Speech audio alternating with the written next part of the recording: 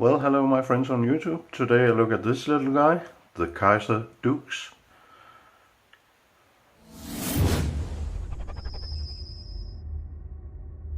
You know, sometimes you get a knife, and at least as a collector, and you sort of try it out, you flip it a little bit, and yeah, maybe it's more or less good, and maybe sometimes it grows on you, and then once in a while, on very rare occasions, you run into a true gem. The minute you flip it, you know it. This is how I feel about this Kizer Dukes. It just felt right the moment I opened it. And I don't say this because it was a present, not at all. It just, yeah, the first time I flipped it, it was just, this is gonna be a nice knife. That was my feeling. And I'll try to explain why, and I'll walk you through it. And as usual, we start with the blade. It is a satin blade with the Kizer logo. The blade steel is VG10, and it is a hollow grind, and it is extremely hollow. This is it's very thin behind the edge, and I can tell you it just is a cutting and slicing machine. This is so nice. Slight bit of recurve, but otherwise a swedge on top and no jimping, and a very drop point. It's not very murdery in any way, and that is kind of nice. It has a sharpening choil. Might go as a bit of a choke up, but I don't think that would be for the smaller hands. And then we have a very nice brown black G10 handle, with some contouring in it, which actually makes it sit very nice in hand. Everything is nicely rounded off, no sharp edges whatsoever, and of course some in a little small knife, a little bit of jimping, a little bit of skeletonizing in the liners, and some very thin liners, but they give just the amount of stiffness so that you can in no way can you push this knife together. It is a very sturdy handle, no problem there. And two standoffs at the back, might be used as a hole for a lanyard back here if you want that. A nice little pocket clip, maybe the only issue, not that deep carry, which I prefer, but I can live with that anyway. And of course same shaper on the other side. As you can see, a very simple Torx pivot, and quite nicely, not free spinning, and a little bit of a big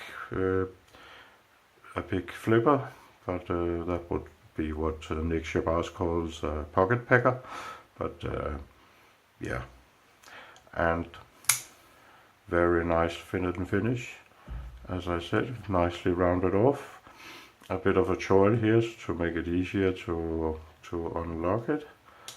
Centering absolutely perfect, and the lockup is around 30%, maybe a little bit thin liner, but then again it's a small knife, and it locks up very nicely, I can tell you. Ergonomically, well, some people talk about blade to handle ratio, and this blade is actually a bit shorter than the handle, but that's not really an issue because, well, in a big hand you have a lot of handle, and you still have, of course, a little short blade, but that makes it a perfect EDC knife in my opinion. And it's more important to have a good grip than to have a good blade to handle ratio in my opinion. It just absolutely lies so nicely in your normal hammer grip here, and I can push a bit with my thumb, and still I have plenty of handle to hold on to, even with this, it's about a size 9 hand I have. And the reverse grip is absolutely amazing. This just sits right there. And of course the draw cut, yeah, it's okay. I don't use that grip very often, but it's okay. And then we come to the most amazing thing, the action, which was what amazed me immediately. It just flies like a rocket. It's almost like it has a recoil. I can almost be afraid that it will blast the stop pin. It is so fast. This is because of a rather strong detent and of course a very smooth, some very smooth bearings, which are, as I can tell, ceramic bearings. And all of this in a knife are around 50 to 70 euro, which is extremely nice. And I just have to show you the action a bit more. It is, if I can take my Kizer leak and I can take this, and I can really feel the difference between an assisted knife, which the Kizer leak is, and the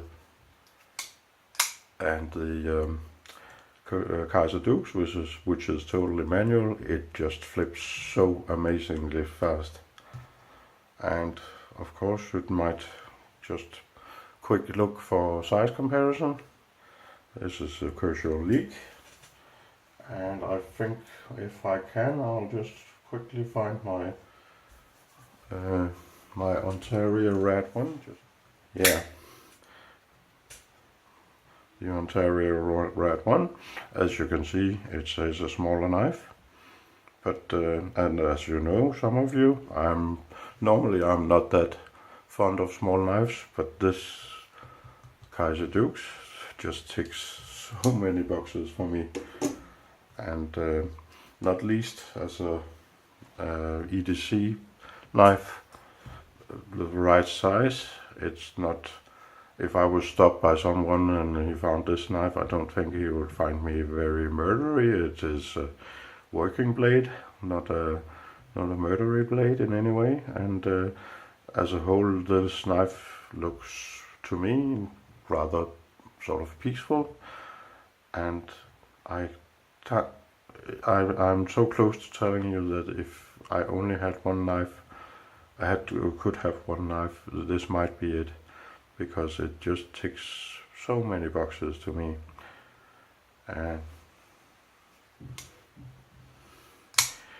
So the overall impression, a very, very nice knife, and I even forgot to tell you that it is razor sharp out of the box, and very thin blade, as I said, easy to sharpen, and a very, very good slicer.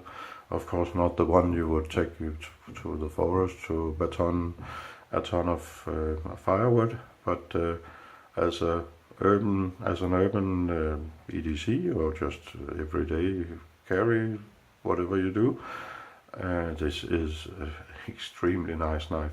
I never thought I'd fall in love with a knife this small, but it is amazing. And even this very light blade almost drops shut, and this fantastic action. So, as you might have sensed, I have no problem recommending this, and I have no problem calling it a gem. I really, really like this one. And with this very positive impression, you have a nice day, evening, whatever it is in your country. Bye bye.